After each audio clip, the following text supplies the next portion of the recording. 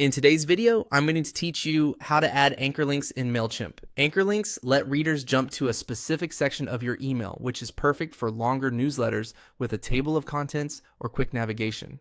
Start by signing into your Mailchimp account and head to your dashboard.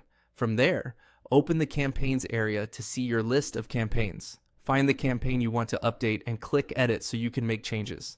Next, choose edit design to open the email builder and load the content blocks you'll be working with. First, we'll create the destination for the jump.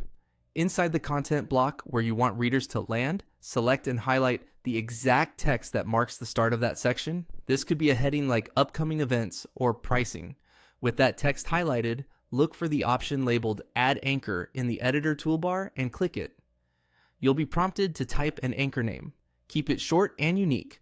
Avoid spaces and stick to letters, numbers, or hyphens. Something like pricing or events section works well. Click Save to create the anchor. Think of this as placing a bookmark inside your email. Now, let's create the clickable link that points to that bookmark. Navigate to the part of your email where you want the jump link to appear. For example, a table of contents at the top, and select and highlight the text that readers will click. Click the link icon in the toolbar to open the link dialog. In the dialog, choose the web option first, then select anchor. Click. Select to see the list of anchors available in this email and choose the anchor name you just created. Finally, click Save to insert the link. That's it. The link at the top will now jump directly to your anchored section within the same email in clients that support anchors. A quick tip: keep anchor names descriptive so it's easy to pick the right one later, and keep your link text clear, like jump to pricing, so readers know what will happen when they click. Also note, not every email client fully supports anchor links, especially some mobile apps.